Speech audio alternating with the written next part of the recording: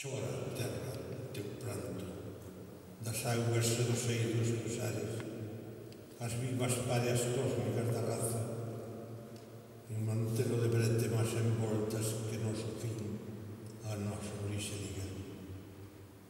Deita nas augas leiras do horizonte, labradas de sulpores e de abrentes, en hados de luz a debullarse, as sementes feridas da todo,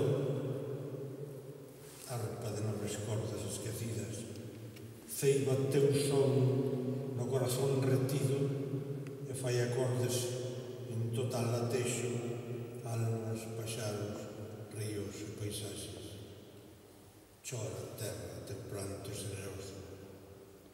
O que todo galego choraría en roda de multánime silencio e ollares abatidos sobre do longo corpo derrubado que fora vivo mastro na noite nua, perto daqueles beizos, seca fonte da verba nunca antes máis venida, do peito petrucial reflorecido de mapouras pampeiras que envexan a nacencia das chorimbas, xunto das postas maos voltas ao xelo, onde axeito ao mar onde xogarte, no cerne da galega patonía, vizosas primaveras. Chora, terra, teu pranto matricial, o que todo galego choraría, se aínda chorar pudera, até cobrir de vagas o mar.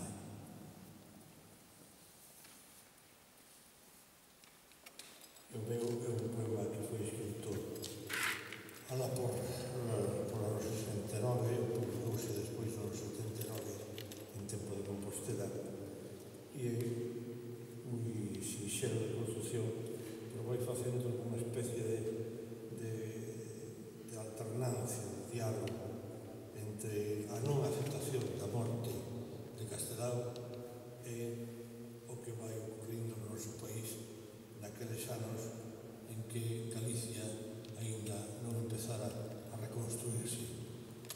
Faltaba esa etapa histórica que nos trouxe hasta hoxe, que foi decisiva, na que colaboraron todos, uns anónimamente e outros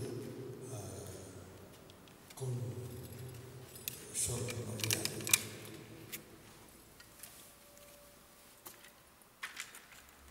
Titúlase a Castelao dende a beira do mañán. Non, a tua morte non foi verdade. Escoita, a tua palabra vai solta na rompente permanente da loita. Olla, a esperanza rebenta no aire como nunha pouca. Non, non é verdade. Repara, na miseria das airas, a fame é unha lanza.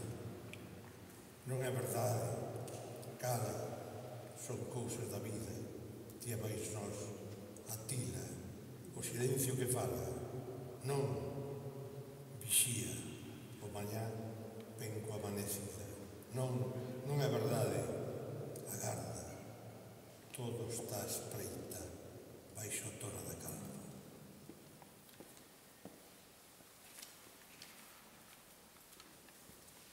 Nos distintos actos que fixo a Fundación dende 1984, a presencia de Avelino Pousa Antelo foi constante. A súa longa vida permitiu que asistise a case todas as actividades que organizou a Fundación, sexa aquí, sexa en Viganxo. Dende agosto xa non está connosco físicamente, está nesa compaña da eternidade. Ora ocupa esa praza de vicepresidente da Fundación Castelao Alfonso Paz Andrade, que é o que nos vai falar a continuación.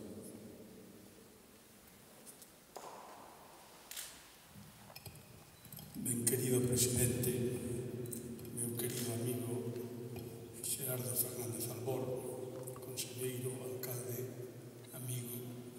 amigas e amigos, moitas gracias pola vosa presencia. En nome da Fundación Castelao, en primeiro termo, eu quero facer unha persoal e expresión de gratitude.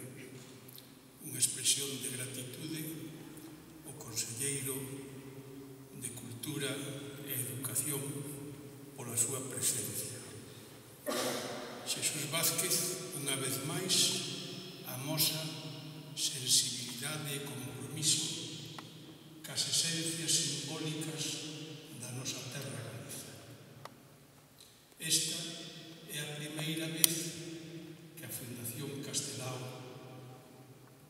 acude a un acto após do pasamento do noso inesquecente presidente Avelino Pousa Antelo. Si Avelino inda estivera con vida, inda que fora con un chisco de vida, estou seguro que estaría hoxe aquí.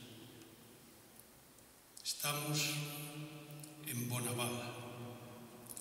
Hai pouco escoitei con ledicia e satisfacción as verbas pronunciadas polo presidente da Xunta, Núñez Feijóo, nas que dicía que tiña dentro da súa xenda de prioridades para este ano o resolver a situación do panteón de galegos ilustres. Porque este ha de ser un espazo aberto. Este ha de ser un espazo de acceso ceibe ao dispor de toda a xente. Bonaval ten que ser a proa dese amado navío.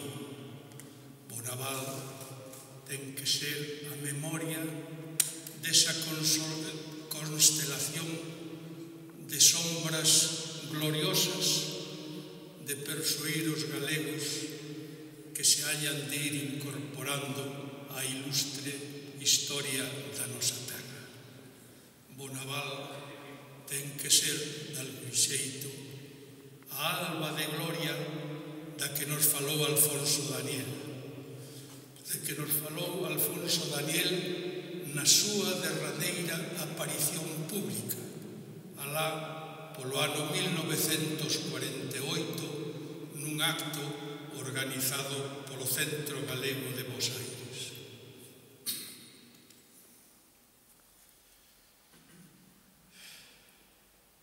Tal día como hoxe, hai 63 anos, precisamente no segundo domingo de xaneiro, en pleno verán austral, no cuarto 213 das instalacións hospitalarias do Centro Galego de Bos Aires, ás 11:30 da noite, o doctor Pastor, que eu me honro en habelo conocido, certificaba a defunción de Alfonso Daniel Rodríguez Castelao. Nese intre, Galicia tremeu de dor.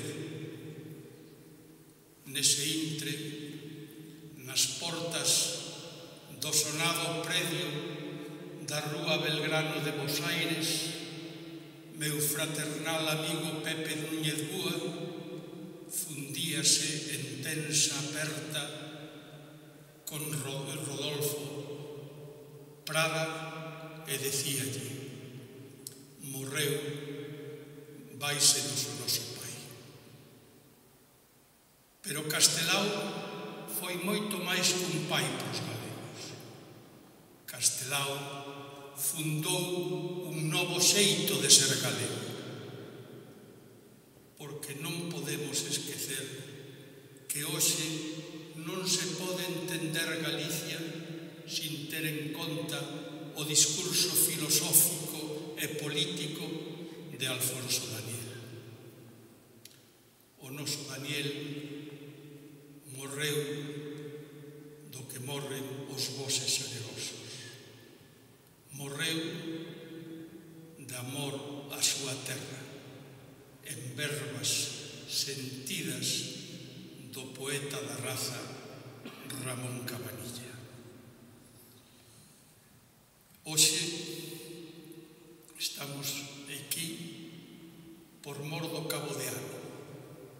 Eu pediríamos a todos o que tuverades un pensamento, unha lembranza para o noso Daniel, para ese José Martí dos galegos, para o noso patrono, para o noso apóstolo laico.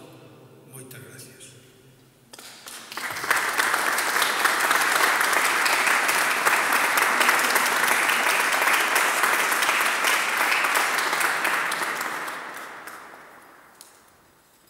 Galicia, dende 1891, ten un panteón de Galicia.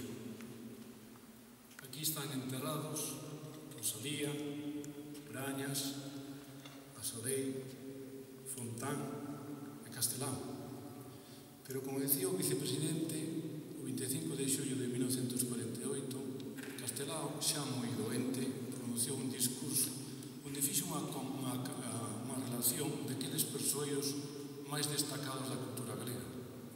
Precisamente nesa relación dos 64 persoeiros están dous aquí enterrados. Os outros ainda estaban vivos. Falaba de Rosalía e falaba de Brañas. Non falaba de Cabanillas porque estaba vivo e non falaba da Sorei porque estaba vivo. Non menciona a Fontán. Menciona tamén a Bernal de Bonaval, que en certa maneira tamén está ocupando este lugar da memoria. Castelao, ao final, formou parte desa compañía deste lugar da memoria. Dende aquí xa hace, dende 1984. El volveu a Galicia. A Fundación Castelao, neste acto que convoca, que é un acto civil, pero tamén un acto político, non partidario, pero político, cree que se Castelao chegou a Galicia, temos que procurar que ahora Galicia chegue a Castelao. Porque, como decía Castelao, nós temos fe no noso povo.